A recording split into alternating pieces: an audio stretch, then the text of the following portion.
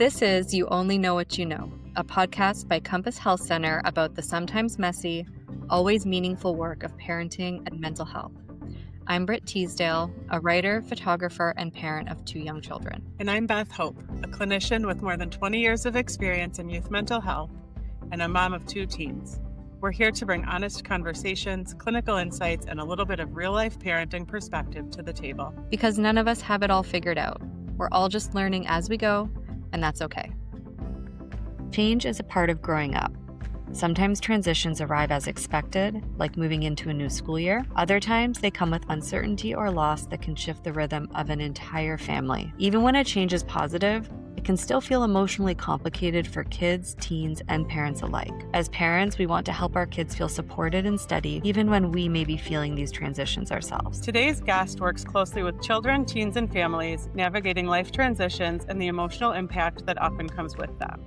As a clinician and leader, Ann Bystedt helps families better understand how change affects emotional well-being, behavior, relationships, and a child's sense of safety and stability. Ann, we're so glad you're here. Tell us a little bit about yourself and the work that you do. I'm Ann, and I am a licensed clinical social worker. I also have my master's in education and Compass Health Center. I started as a director, and I'm the senior director, and I'm coming up on 9 years this summer. Before then, I spent many, many years in education, starting as a school social worker and ultimately finishing my career in education as a principal, spending most of my time working with kids in therapeutic settings. And so I would say the past 25 plus years have really been spent working with kids and their families in times of crisis and navigating stressful periods in their lives. And I love the work and excited to be here today to talk about parenting and everything that goes along with it. Yeah, we're so excited you're here. And I think that your perspective from working in schools and now at Compass is going to be so interesting here. Could you tell us a little bit about that transition and kind of the learnings you brought with you? Yeah, I loved the work Compass was doing. As a principal, I was working with kindergarten through 5th graders, and there really wasn't a program for kindergarten through 5th graders. And so I knew the founders. My boss at the time actually set up a meeting with them. And so the purpose of the meeting was really to encourage them to set up a program for kindergarten through 5th graders. And so I went to this meeting, and one thing led to another. They said, sure, we'll do this, but you got to come to Compass too. And now it's been almost 9 years. I look back and I think that when we talk about vulnerability, it's like how much learning could happen in this year. And it certainly did for me. I was glad I had a support system. And that's what I think our kids need too in times of transitions. Well, we all go through so many transitions over the course of our lives as adults, as young adults, teens, children.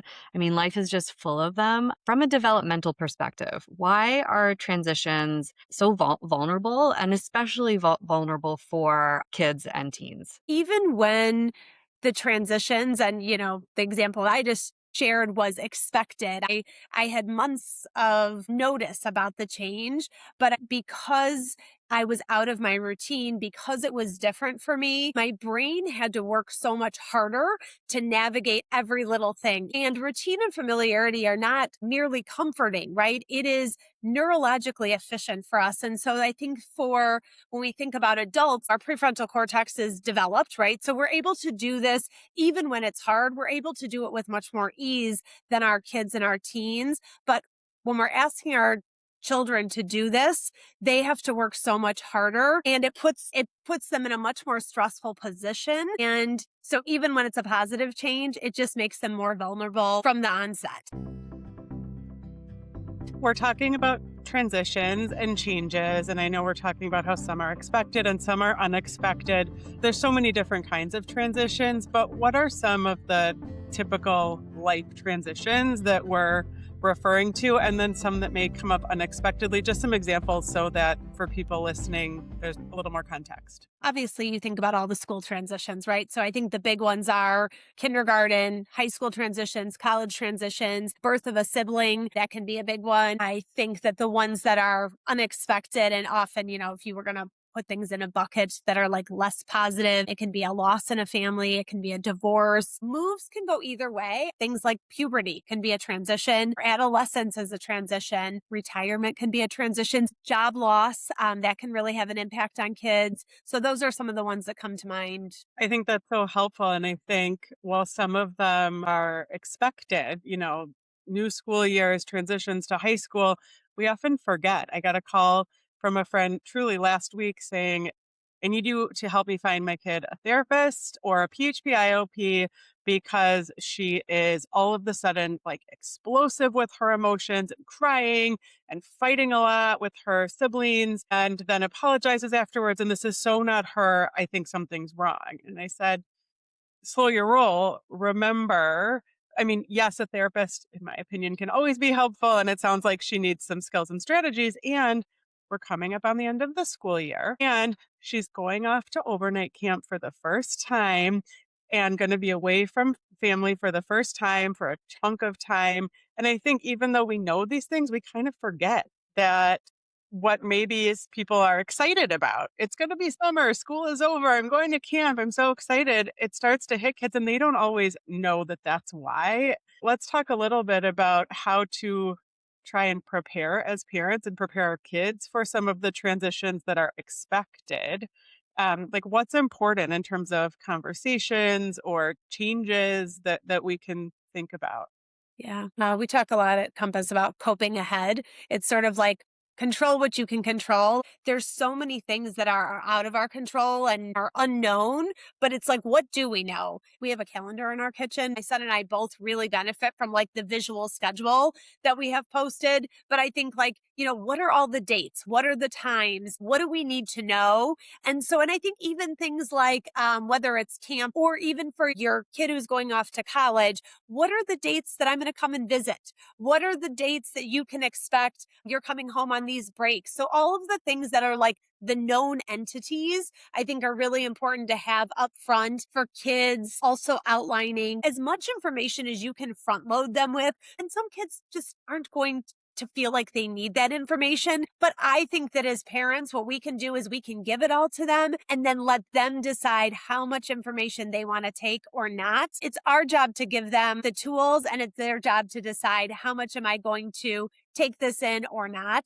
Is there a way to determine how much information to cope ahead with? I've heard from a lot of parents over the years, well, I don't want to freak them out. Like they seem to be fine or they seem to be excited. And if I make a big deal about this upcoming change, then it's going to become bigger in their mind and kind of scary. How can we help them sort through this is the information I should give? And because kids don't know how they feel or can't always verbalize it, to prepare them for a multitude of feelings that may or may not come up.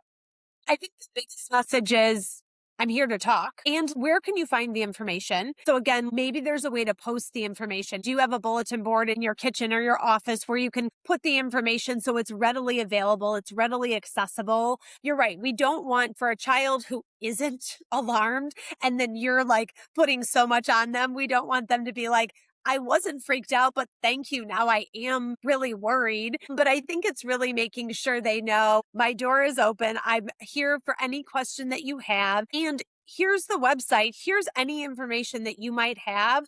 I want you to feel like you can get any question answered. And at any point, there's no wrong question. There's no silly question. There's no dumb question. And so I think it's knowing your child. Some kids are going to do a ton of reassurance seeking, right? So their questions are never going to stop. And another child isn't going to ask one question and you're trying to figure out, is there a reason you're not asking one question? Because you should be. And so I think it's really trying to find that balance and trusting your gut as a parent that you do know your child. I also think if your child has a therapist or there's another trusted adult in their life, like, have you seen any shifts in their baseline? If you haven't, you've got a kid who can roll with the punches. Again, I think about my son and he kind of goes through life and everything that's thrown his way, he can kind of roll with it. He's 17 now and I just learned to appreciate that.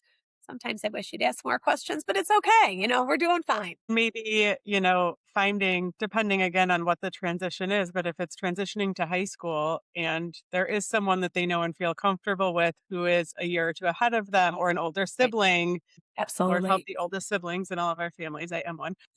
Connecting them with them because Right. maybe there are questions that aren't for the parent Right. or things that they didn't think of that someone who's recently gone through that transition that they feel comfortable with. I think that can be helpful. Yeah.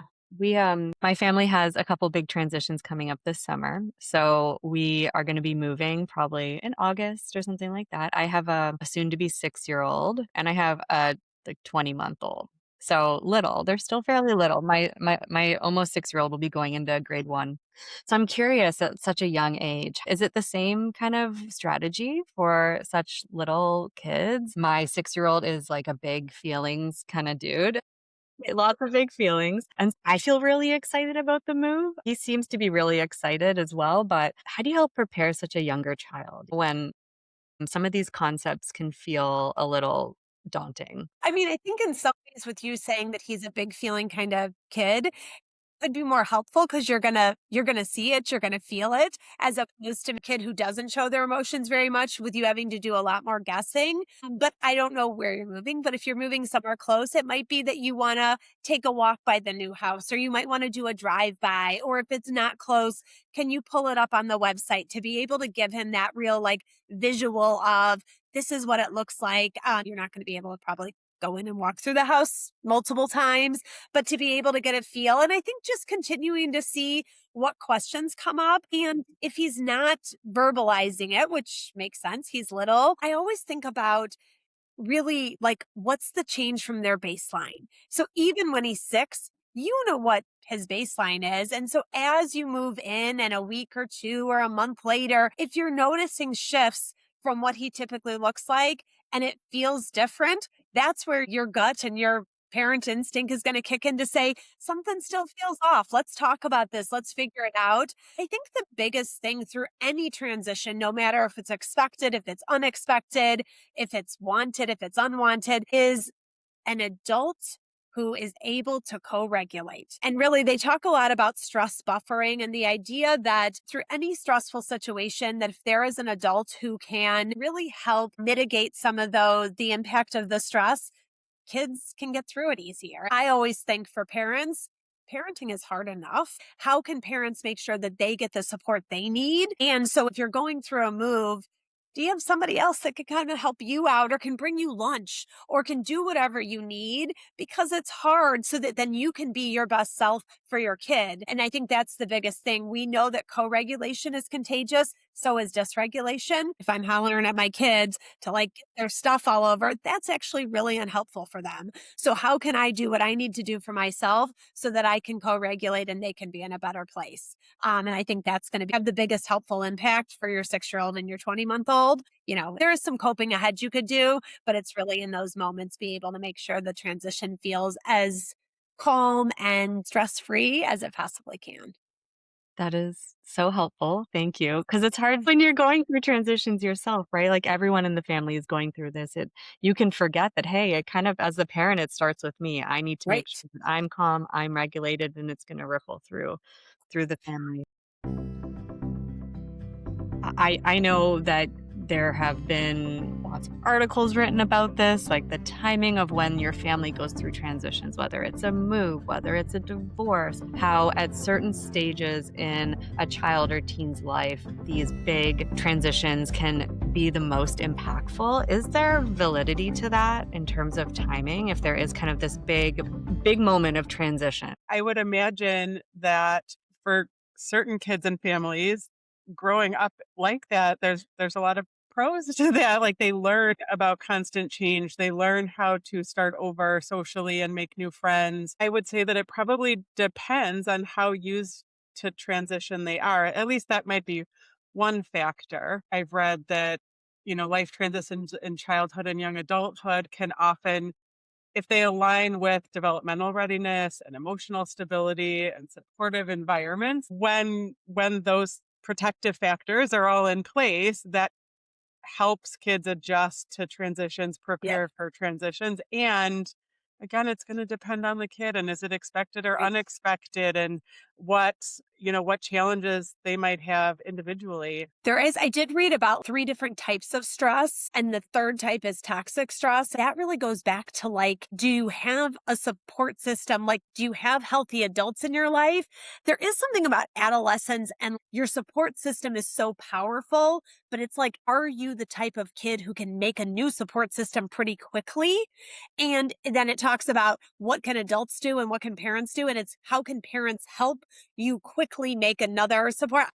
It's probably also more about the type of change, right? So like Yes. if something is predictable Right. and can be phased in a little bit or gradual, Yeah. then it allows us to cope ahead, like you were Right. talking about. So we can Right. start talking about the change that's coming up. And with that trusted adult you mentioned, Anne, talk through what what are concerns, what are we excited about, and making some plans and have some time versus a loss or a major change in financial situation in the family or something that's totally unpredictable where the parent is going to be impacted and can't cope ahead, which makes it harder to co-regulate. And we can't go ahead for something like this. I think regardless of age, that's just going to make a huge difference.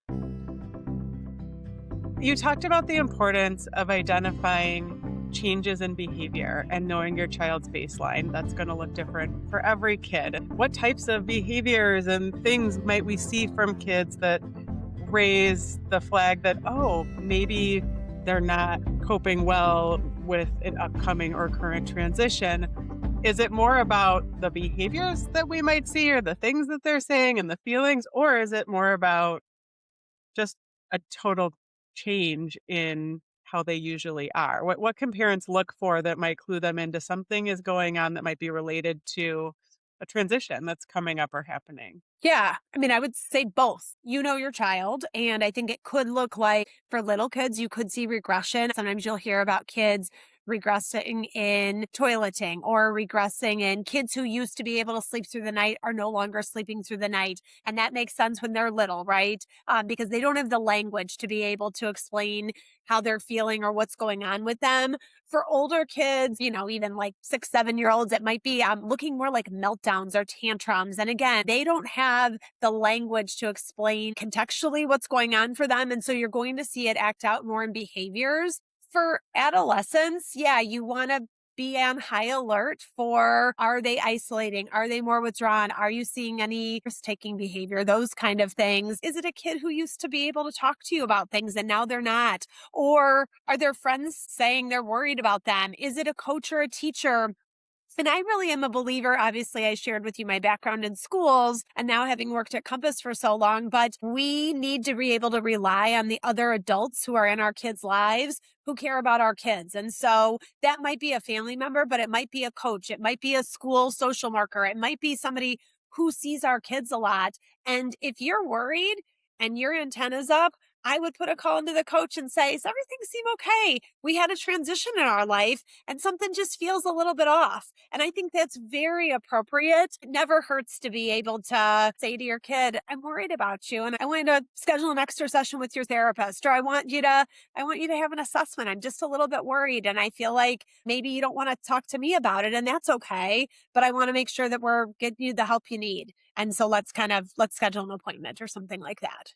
I think that's such a great point to create opportunities for them to talk to whoever that's a trusted adult or young adult in their life. Because as we know, kids fill in the blanks when they don't have the answers. And so if they can't tell us, hey, I'm really bothered by or nervous or feeling I don't know what, and it's related to this upcoming transition, then they're thinking about it and they're going to fill in the blanks. And oftentimes they fill in the blanks with scary scenarios. And so creating those opportunities to ask questions or to have conversations that can be guided by someone who knows them, that they're comfortable with, that they trust is so important. When a family is kind of coming apart, whether it's separation or divorce, what do you find most children or teens are like afraid to say out loud, or maybe they don't know how to say it? What do parents kind of get wrong through this process that they, might want to know in advance? I feel like kids, I think, are often worried that something they did caused this.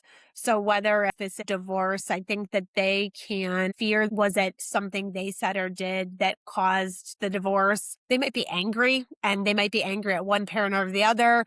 I think they may feel forced into picking a side, and beneath that, they wish they didn't have to, but they're kind of like, kids they're doing the best they can too. I think when there's a death, I think little kids, there is often kind of that magical thinking about, I caused this, or I think it can sometimes manifest into, I need to keep doing this because it could happen again. Yeah, I think also in the divorce, parents, I hate to say parents get anything wrong, because I do think that no matter how hard a divorce is, I do believe that probably 100% of the time, parents are doing the very best they can in really terrible situations. I think the best times are when parents are able to figure out, we've got a co-parent. We've got these kids, and until they're 18, we got to figure out how to co-parent. And at one point or another, you loved each other. And so figuring it out for every under 18 patient that comes to us, family therapy is part of what we do. And some families come in and say,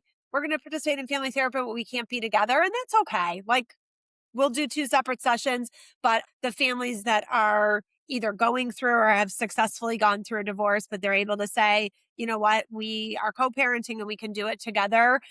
I think that that's what's best for the kid, because we want to be able to have kids that when they're at mom and dad's house, at least some of the foundation is the same. I think it's really hard for kids when at mom's house, the rules are so incredibly different. I think it can be really hard to navigate that. So if we can have some similarities where, okay, screen time at both parents' house Monday through Thursday are the same, I think that gives some predictability and some consistency. So again, I wouldn't say anybody gets it wrong, but when it's done with some kind of alignment, I think it can be really helpful for the child.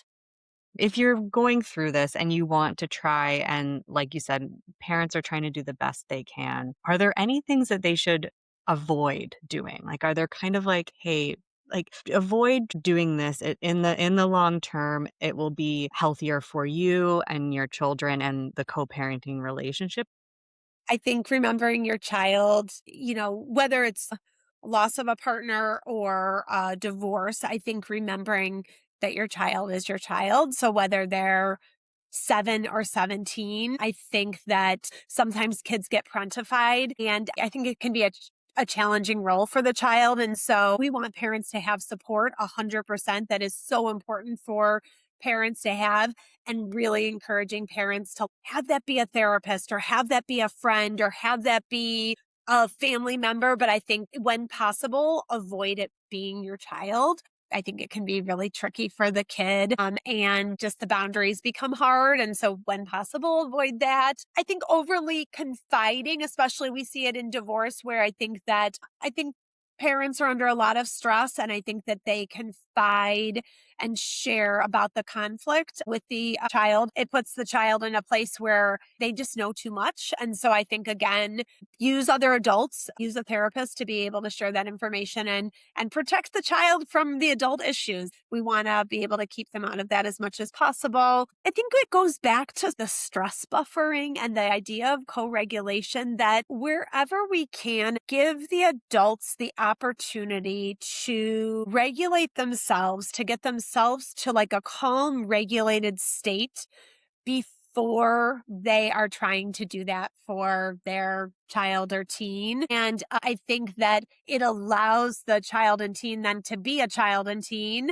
and to take care of what they need to take care of, and recognizing, I think that it's incredibly hard for the adults who are navigating this, and they are under a ton of pressure, a ton of stress.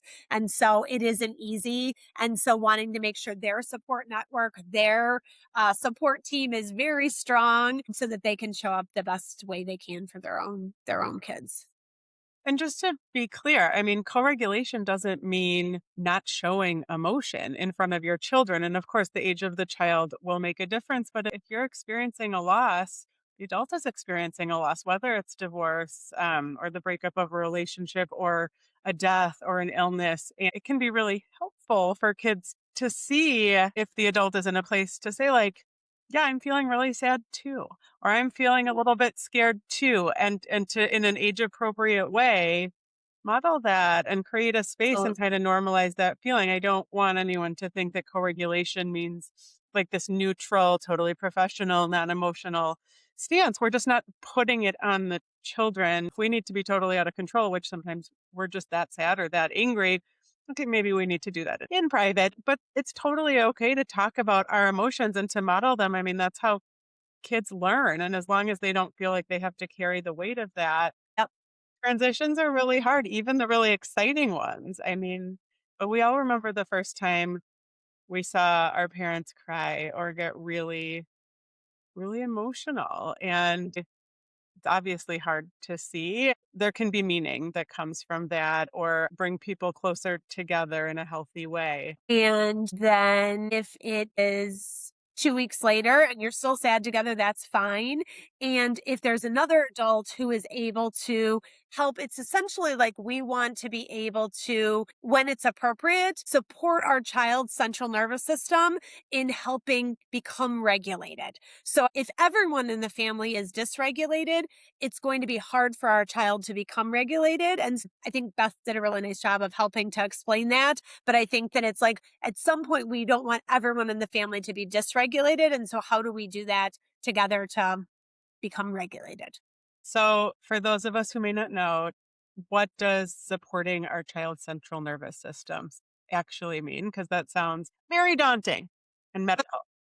I may do some things that are going to calm my central nervous system, as opposed to if I am really upset and I'm crying, I'm going to make sure that I'm going to take some time so that I can actually come out of this feeling calmer. I'm going to feel like a lot better because right now what I'm doing actually isn't making me feel more calm. It's making me feel like I'm a little bit out of control.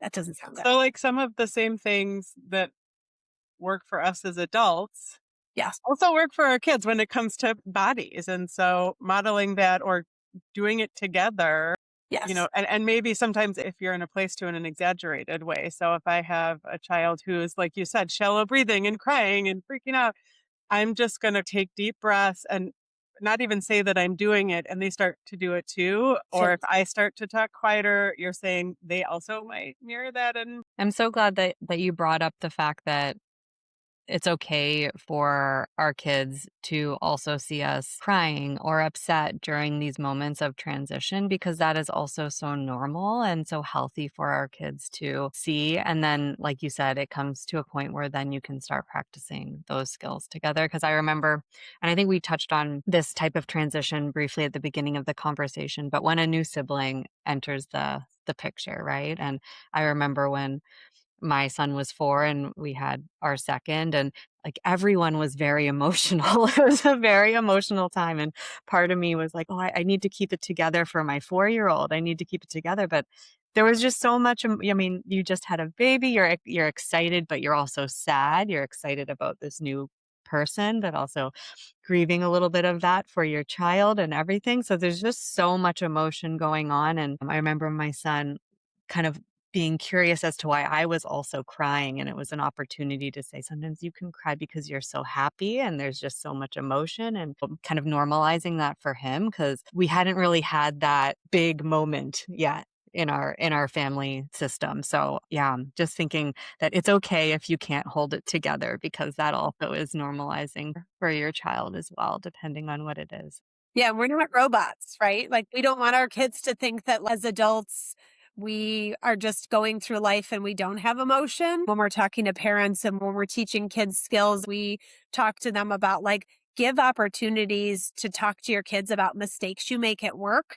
And I think it's sort of the same thing. We want kids to know that like, it's not like you turn 18 and we're done making mistakes. It's like the same thing. Like, we have emotions. We are tearful. We make mistakes at work. We learn from them. We fix them.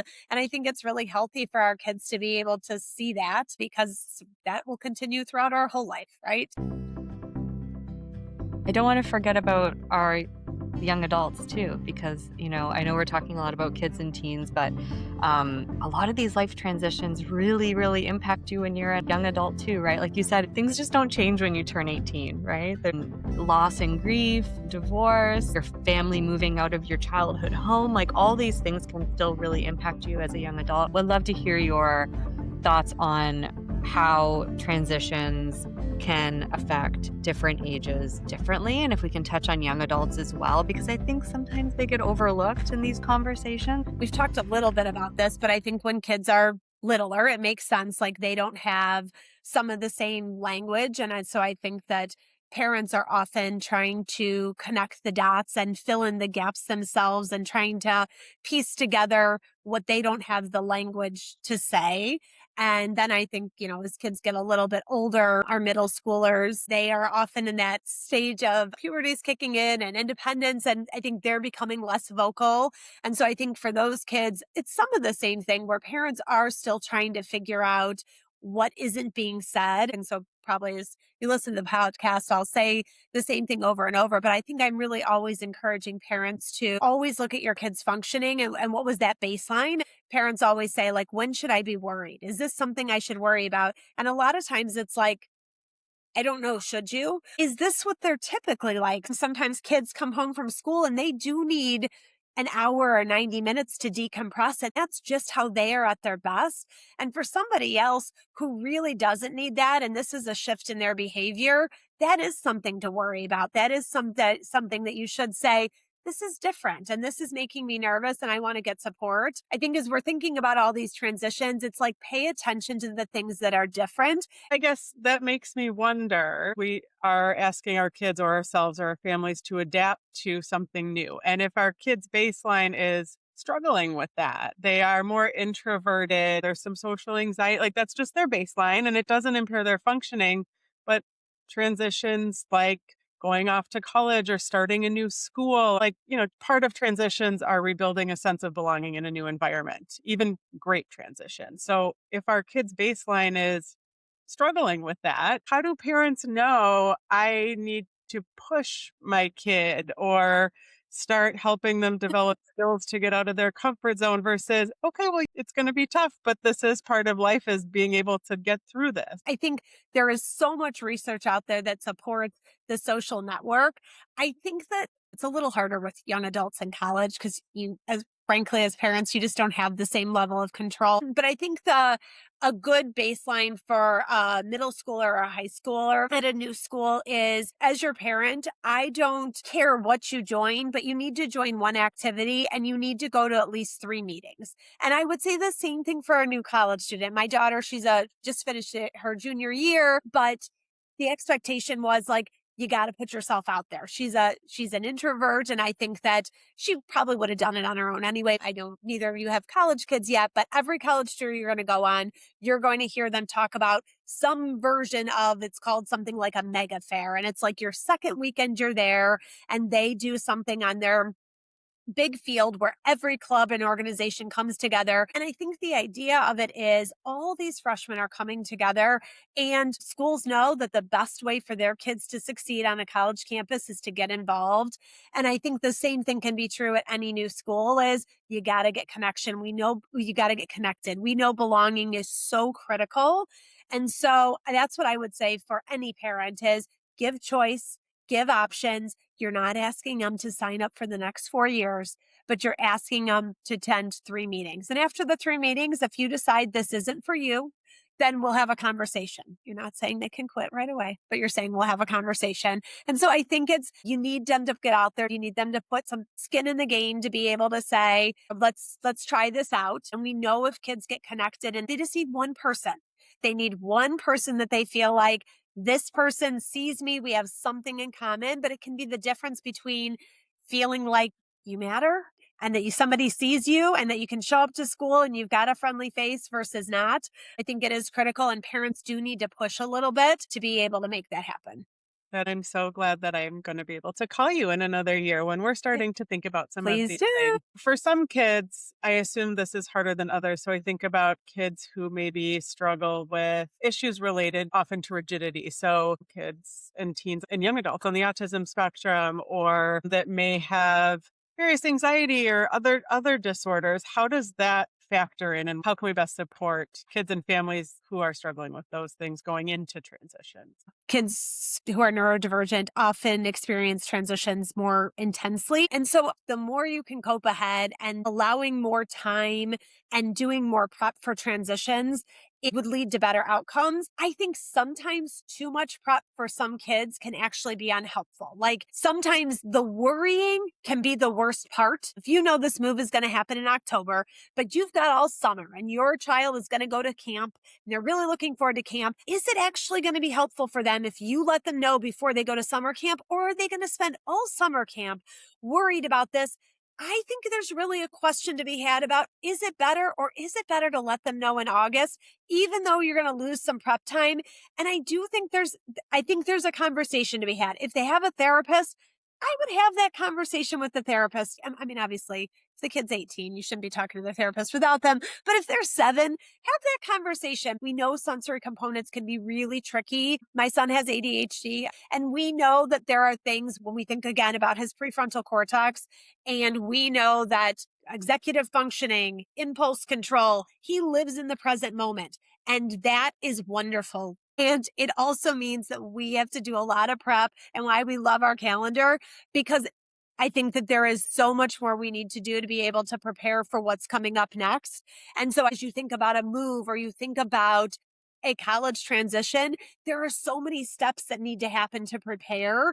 And for kids with ADHD, I think that we know that parents sometimes have to operate as their kids' prefrontal cortex to be able to make sure that you can get everything done the way you need to get them done. If you wait until the last minute, that room is never going to be packed up. That is going to create so much more stress when it's already such a stressful process. And so maybe you want to create a visual schedule. Maybe you want to be able to say, hey, we're going to set a time in advance, because if not, I'm afraid this isn't going to get done. And so here's the way we're going to do it. For kids with autism, you may want to think about on actual moving day, what is that actually going to look like? How are we going to plan that out? Are you going to have a copy of your own schedule? What's going to be most helpful for you?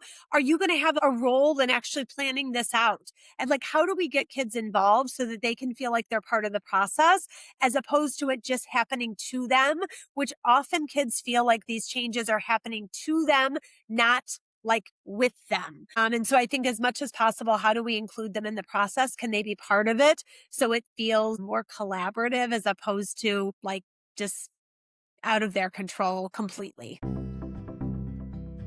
We've talked a lot about transitions that we know are coming up, expected and predictable ones, and those that aren't. Kind of zooming out a little bit, knowing that life is going to be full of both for everyone. Are there things in general that we can do to help build resilience and grit proactively, not specific to a certain transition that's coming up, but just to help our kids, our young adults, ourselves be ready to face what comes? I love that question. There's something called stress appraisal, which is the way that our brain looks at something the next time it comes up, where the primary appraisal is is this dangerous or is it just demanding? So the first thing our brain will do is say, okay, is this dangerous? Nope, this isn't dangerous, but yeah, it's demanding. Okay, once I know that, then the next thing our brain does is this secondary appraisal. And the secondary appraisal is, okay, now that I know it's not dangerous, I know it's demanding, but can I do it? Do I actually have the skills to get it done? And when we've already done it before, our brain is going to say, it might say, this is real hard, but it's going to say, yeah, you can do this. You've done it before. And I think what parents can do is reinforce through praise.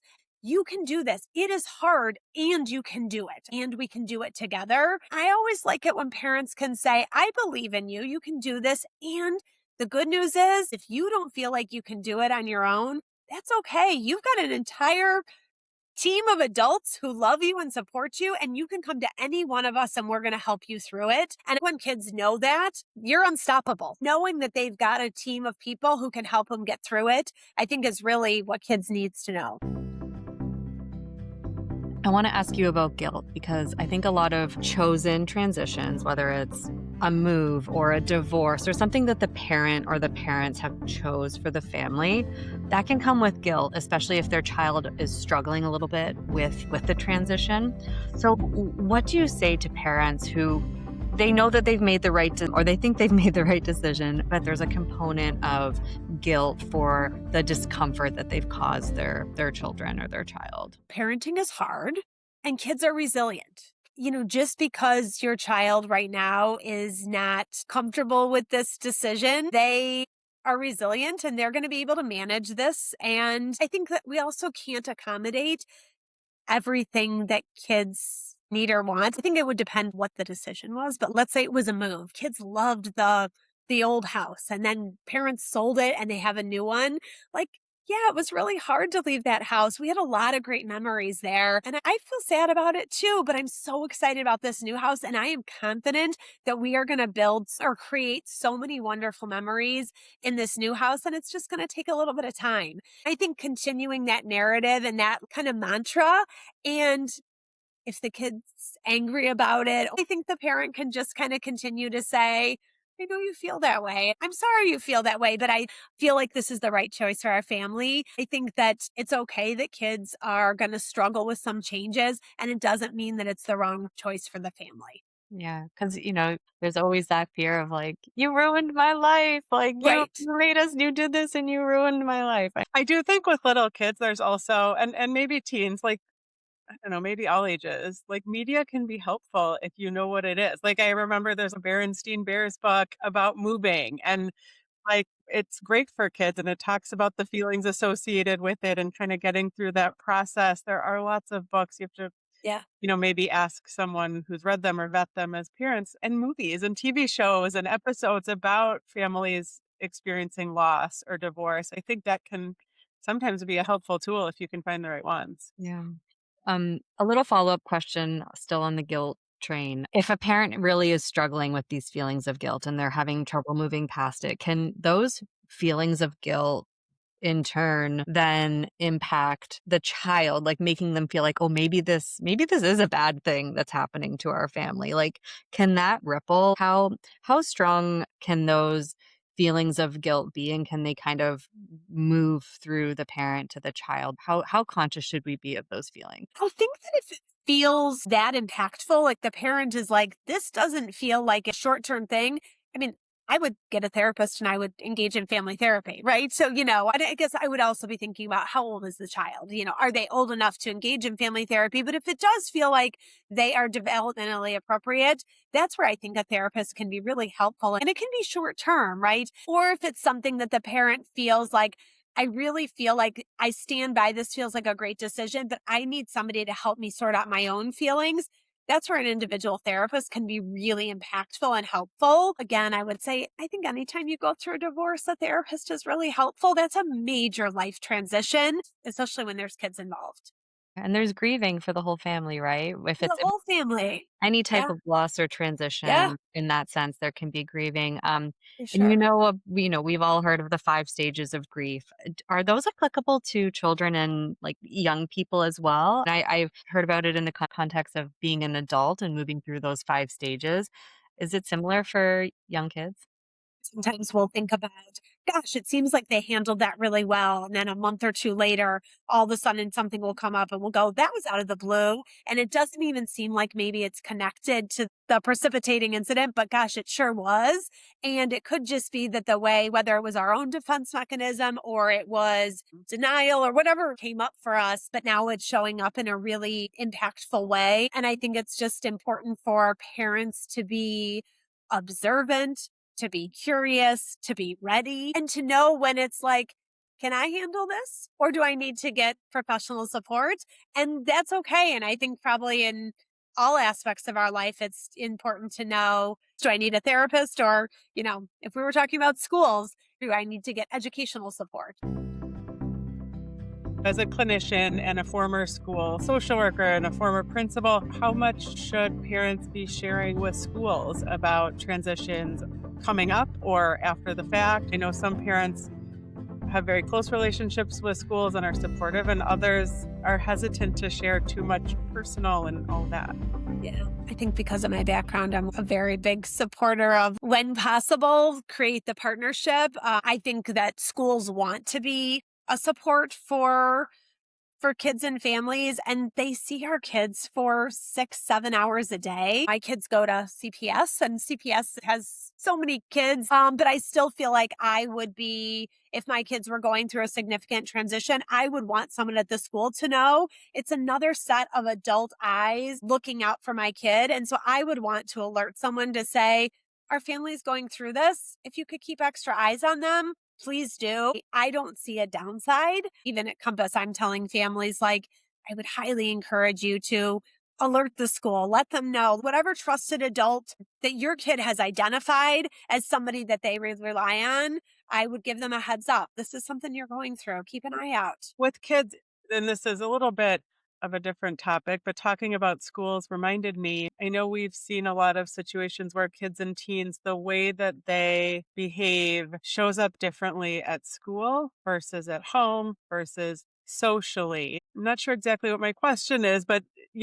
I think just wanting people to be aware that just because a child or teen or young adult is doing well in certain circumstances or holding it together in certain circumstances, it may look different in certain places. Is there anything to be mindful of in that way or to consider, since the school might say, I don't know what you're talking about, they're doing perfectly, but at home they're falling apart, or maybe with their friends, they are spilling all of this, but really Yeah. not.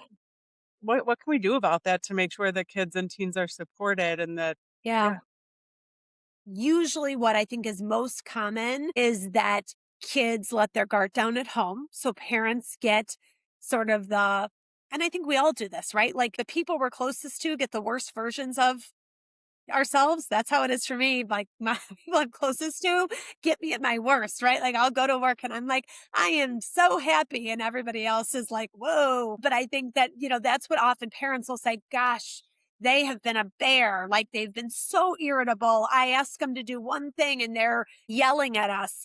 And, school will say, gosh, we haven't seen anything in class. And what we really say is their ability to say, at school, I'm going to kind of mask and hide all of this, is actually a pretty good coping strategy and a pretty good coping skill. And so I think that makes sense, Beth, with what you're saying, is their ability, and we shouldn't trust it. We shouldn't say just because they look totally fine at school, we shouldn't say that means everything is fine.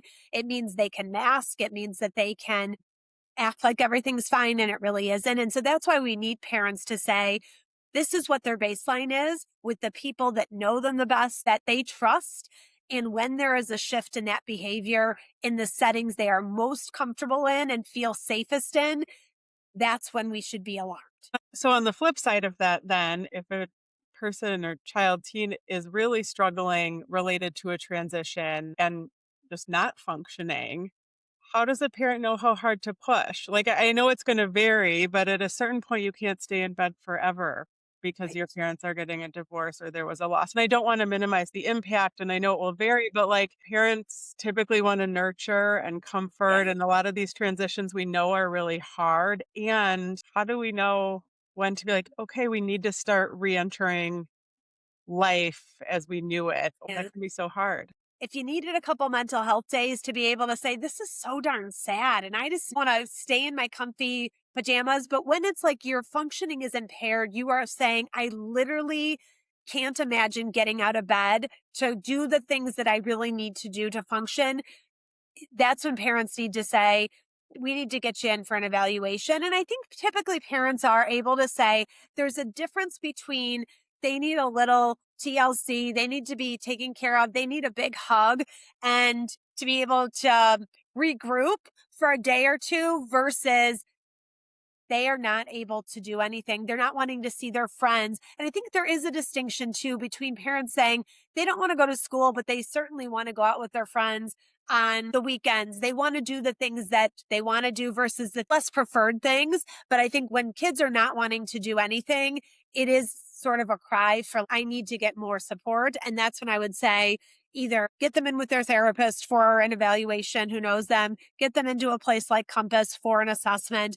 But this is a significant change in their functioning from their baseline, and time is of the essence. And I think sometimes parents will say, this has now been going on 3 weeks, and 3 weeks is a really long time to not be able to get out of bed. Divorce is really sad. It's very sad. A loss is incredibly sad.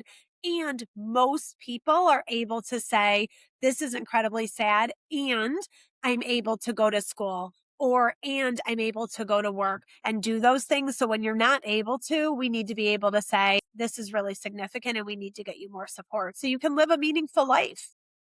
I think that and is so important, and it's something we teach with DBT. This both and I can be sad and also find some silver linings. I can be excited and scared about this transition. And the more that we or the professionals can help our kids, we being the parents and the professionals, can help our kids identify some of those glimmers and to expand their minds around it's not all or nothing. I can feel both positive and negative emotions at the same time. I think that can be really empowering and helpful.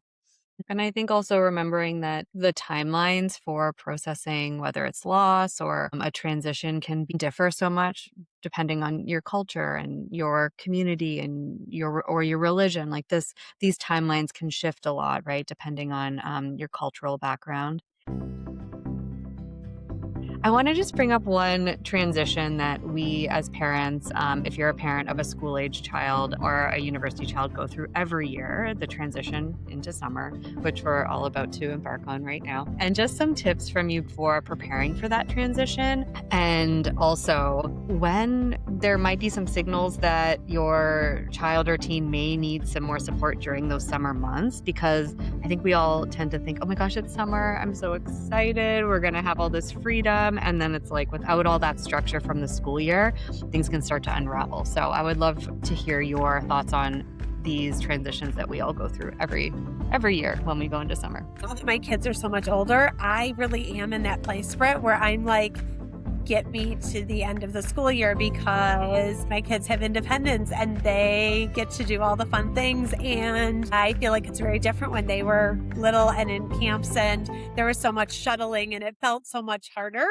But I think there's a balance between having your kids overscheduled. And as a working parent, I think that you needed them scheduled because you needed to be able to either a full-time nanny or you needed them to be in one camp after another. But you also want your kids to be able to have some downtime and be able to breathe a little bit. And so I think it's finding balance and figuring out what your kids are interested in. I've liked it when parents have made sort of like a summer bucket list, and it can even be like, are there fun parks that you want to go to in your suburb you live in? Or are there other things that you want to try to fit in as a family in the summer? I think avoiding as much as possible the impulse to overschedule your children. Summer goes by so fast, yet I think that when June comes, it's like we get to have summer. And before we know it, it's already August. And it's like, where did the time go? And then I think the biggest thing that we see at Compass is as August hits, I think adults might experience Sunday scaries. And I think that for kids, it's really thinking about how do we in August start to gently, very gently sort of cope ahead for what is going back to school going to look like. And I think that it can be done in a very gentle, gradual way, but trying to prepare our kids so the day then they have to go back doesn't feel more stressful than it needs to. And so, do you gradually start to go to bed a little bit early? Do you practice what it's going to look like to get up earlier? And what's that routine of packing the backpack? All those little things so that it can feel prepared and not stressful. I think those are some of my tips that come to mind. How about mental health wise, without the structure of school, even if you're still trying to work in structure to your days, but without that structure of the school year, I know we can see some kids and teens start to struggle a little bit with their mental health over the summer. And so what can parents do to help, or what are some tools that they can use with their kids who are maybe struggling during the summer months, and what supports are available? maybe before school even gets out, refreshing that screens family plan that you have. What's the expectation during the school year? How does it change in the summer? Does it change? If it does change, what are the norms? It shouldn't be ideally that it's just a free for all.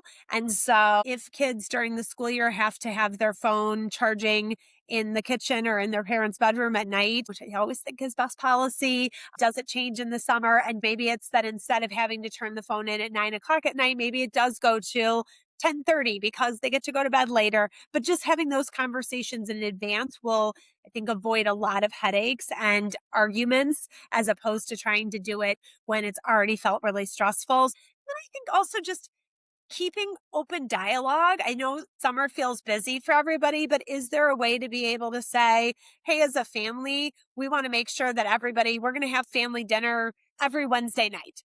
Everybody can do things with their friends, but we're going to try to regroup. Or is it on every Friday night we're going to do something? But just having those conversations ahead of time so everybody in the family sort of knows and it doesn't feel like a surprise or a disappointment because everyone in the family has sort of aligned on this is the agreement. And then if it is a child who is more socially isolated, doesn't have as many connections or as big of a social network, are there things that the parent can do to either help them be more engaged, help them so that they are having some social connections, I think is really important. Maybe that is a kid that you have a little bit more scheduled than somebody else because independently they're not going to get invited as much as somebody else. I think some of those things are really key. Is there anything that we haven't asked today that you think would be really important for parents to know regarding transitions? No, I guess the only thing I would say is that I want parents to give themselves grace that parenting is really hard. Transitions are really hard. And so you get the double whammy when you're doing both at the same time. And I think if parents can just remember that as long as they are, when possible, showing up as a consistent, semi-regulated adult. And even if they can't do it, if they can pull in somebody else that they trust who can show up and do that for them, their kids are going to be okay. We know that. The research really says as long as there can be one person who is consistent, who sticks around and can be there for kids, kids are going to do okay. And stress is good for kids as long as it is short term. And once the adversity is removed, we know that kids' stress levels go down and they actually grow from it. I think that as parents are going through this, they can kind of remind themselves that at the end of the day, kids are going to be stronger for this and it's going to be good for them. Well, thank you so much, Ann. This was great. All right. Thanks. Ann shared a lot of great insights today about predictability, connection, and support. Kids don't need parents who handle every transition perfectly. They need adults who stay curious, stay present, and help them feel less alone while they move through change. We also loved the reminder that resilience is not about never struggling. It's about learning over time that I can do hard things, and I have people who are going to help me through them. Life is always going to include change. New schools, new routines, losses, growth, big feelings. Parents do not have to get things perfectly. They need to communicate and continue to show up, and that's what we're taking away with us this week. If today's conversation resonated with you, share it with someone who might need to hear it, and subscribe to You Only Know What You Know wherever you listen to your podcasts. It helps more parents and caregivers find us. You can also follow us at Compass Health Center on social. We would love to hear from you. Send us a message or drop a comment and let us know what topics you're interested in. You're not alone in this. Thank you for being here, and we'll see you next time.